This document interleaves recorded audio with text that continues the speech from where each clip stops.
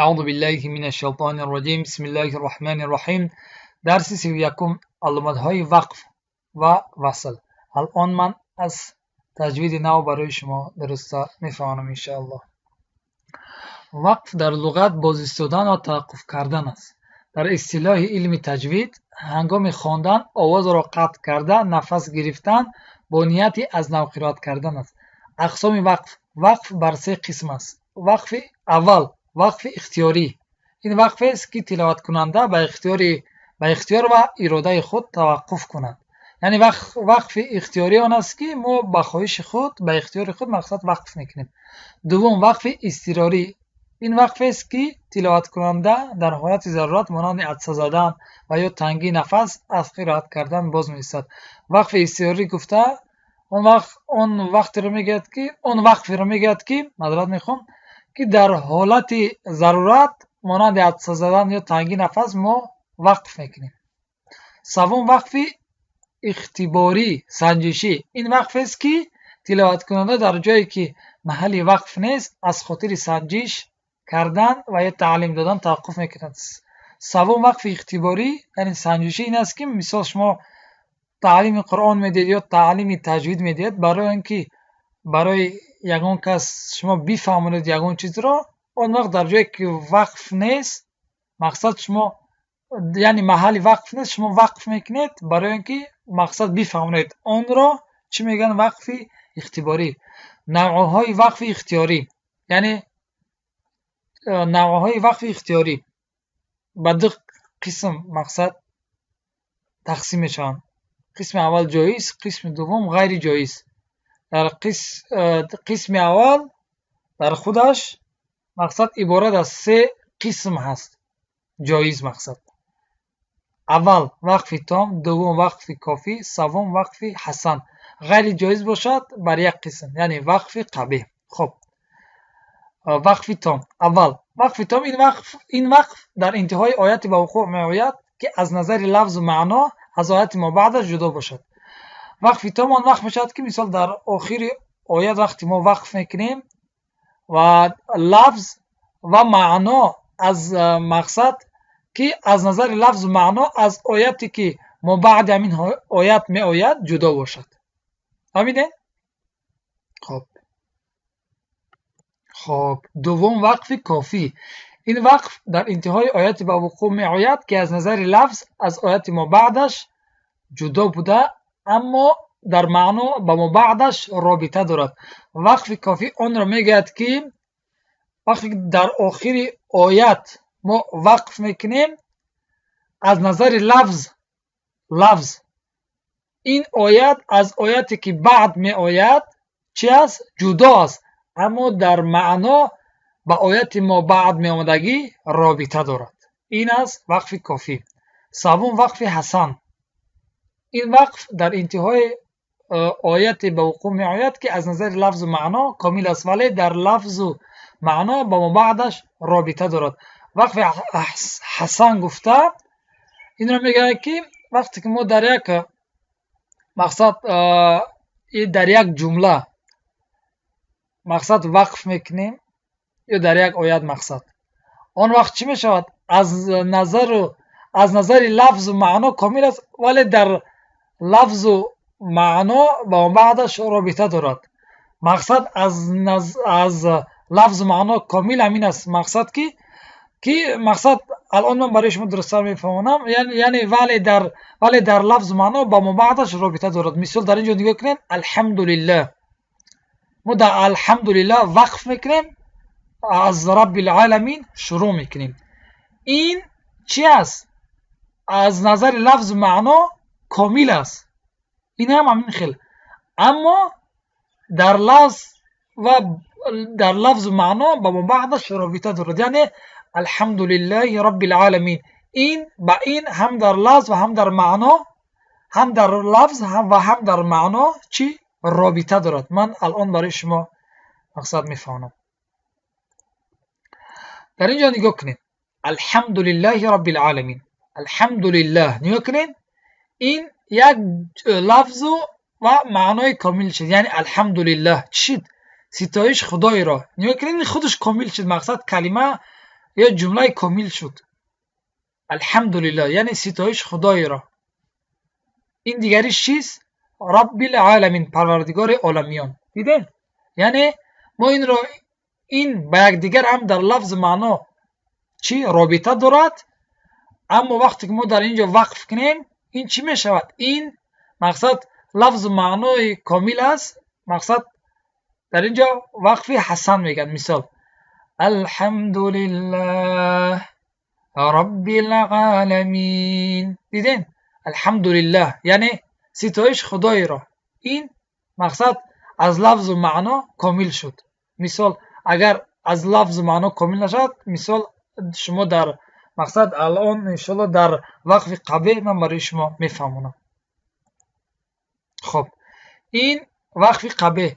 وقف قبه از قسم یعنی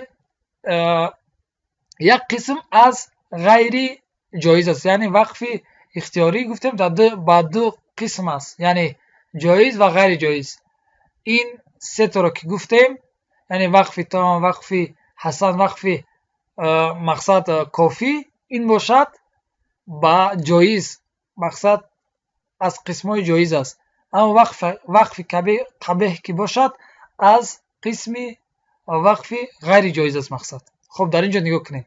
این وقف در جایی است که جمله از نظر لفظ معنا کامل و مفید نیست، زیرا در لفظ و معنا با ما بعدش رابطه دارد. یعنی دیدین مثال الحمدلله، ما در الحمد وقف کنیم و در لله از لله شروع کنیم، این چی می شود؟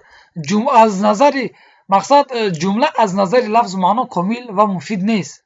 یعنی نگاه کنید چه خیلی می شود. مثال در وقف قبیح، مثال الحمد لله، ستایش، بعد وقف میکنیم بعد خدای را. این چی شد؟ جمله ناکامل شد. پس در اینجا چی میشد؟ وقف قبیح. یعنی فهمیدید؟ مثال رب العالمین، رب العالمین، در رب یعنی پروردگاری وقف میکنیم، بعد عالمیان، از عالمیان شروع میکنیم. این چی شد؟ وقف قبیح.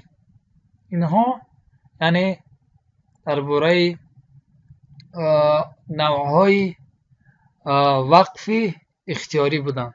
انشالله میدارم که فهمیده باشید.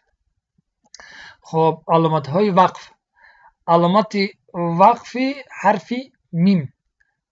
علامتی که وقف لازم است. وقتی که علامت وقف میم آمد، آن وقت وقف لازم است، باید وقف کنیم. مثال استعیذ بالله انما یستجیب الذین یسمعون والموتى. دیدین در اینجا من وقف کردم زیرا که علامت وقف میم آمدگی است، پس وقف لازم است.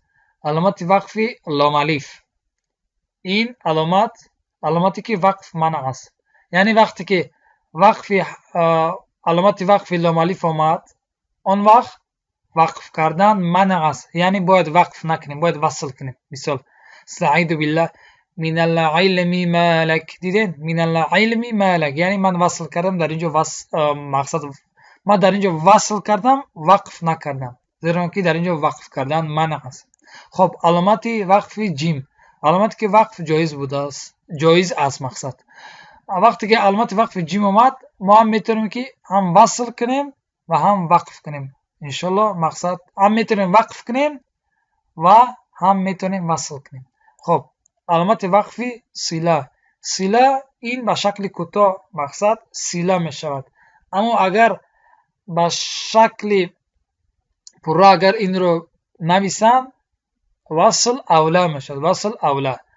علامتی که وقف جایز بوده ولیکن وصل بهتر است. از نام این معلوم است که یعنی وصل اوله یعنی وصل بهتر است. یعنی که علامتی که وقف جایز است، وقف که میتونیم که وقتی که همین علامت صله آمد وقف کنیم، اما چی؟ وصل کردنش بهتر است. خب قله.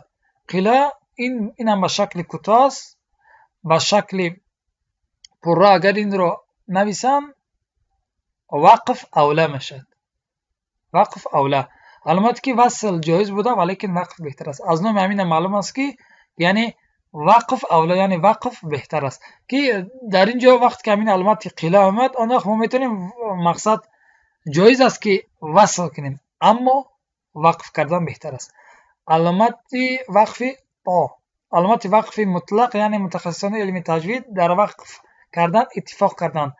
راستی گپ در قرآن‌های چاپی عربی من همین علامت حرف تا را ندیدم، اما در علامتی مقصد در چاپی پاکستانی من همین علامت حرف تا را مقصد علامت وقف را دیدم که در آخر آیت، در اینجا مثلا شماره آیت است، در بالای همون شماره آیت همین علامت تا گذاشته شده است، مثل همین می‌بینید در آخر آیت، در اینجا فقط شماره آیت گذاشته شده نیست.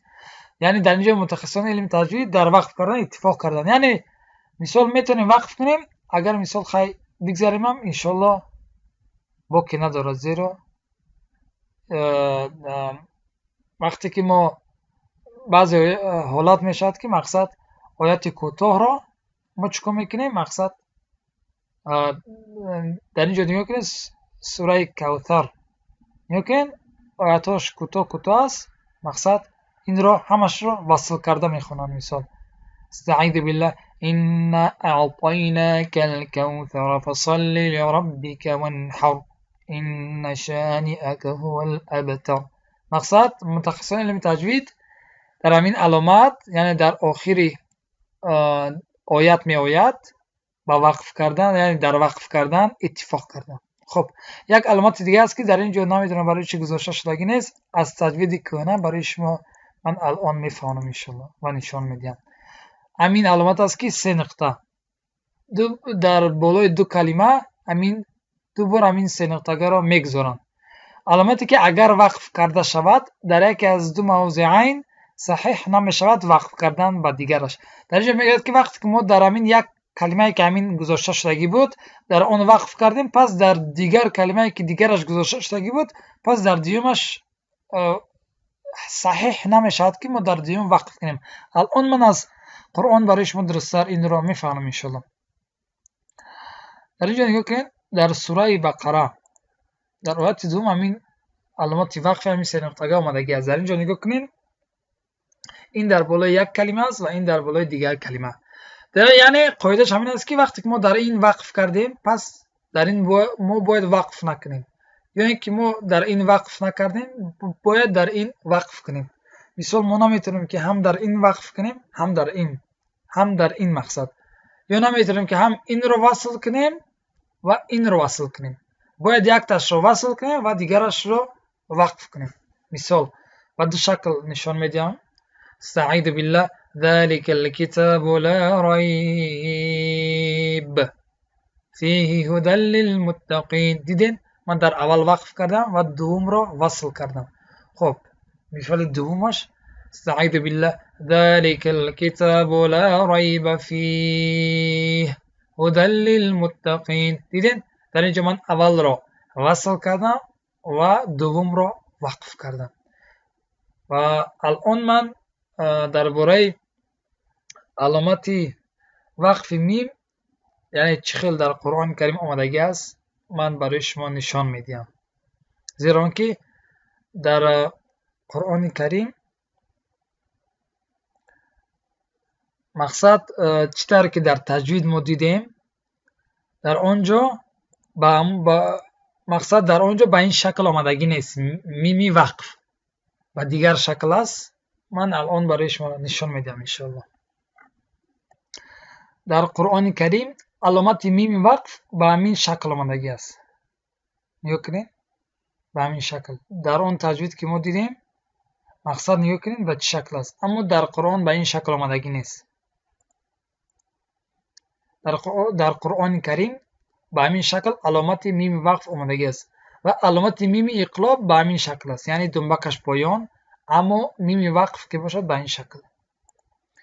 در اینجا نگاه کنید اینجا میمی چی است؟ میمی وقف. نگاه کنید به کدام شکل است؟ به همین شکل است. دنبکش رو نگاه کنید، این میمی وقف. میمی اقلاب باشد به این شکل. نگاه کنید دنبکش پایان. نگاه کنید در اینجا نون ساکن است، بعد این نون ساکن با آمدگی است، در اینجا اقلاب میشد، پس در بالای نون ساکن همین علامت میم را میگذارن که یعنی در اینجا اقلاب میشد، عوض نون میم خوانده میشد. و الان در تنوین من برای شما نشان میدم. در اینجا نگاه کنید در اینجا تا 2 پیش دارد، یعنی تنوین. بعد همین تا چه آمده که حرفی با در اینجا چی میشود؟ اقلاب میشود. پس در اینجا حرکت دوم رو نگذاشتن، عوض حرکت دوم یعنی عوض تنوین همین علامت میمی اقلاب رو گذاشتن تا اینکه مقصد عوض تنوین ما چیکار کنیم؟ همین میم رو بخونیم، زیرا که در اینجا اقلاب میشود. پس انشالله امیدوارم که فرقیت رو فهمیده باشید. این باشد میمی وقفی، این باشد میمی اقلاب. این همین به همین شکل است. انشالله امیدوارم که درس رو فهمیده باشید. جزاک الله خیر و بارک الله فیکم. السلام علیکم و رحمت الله و برکاته.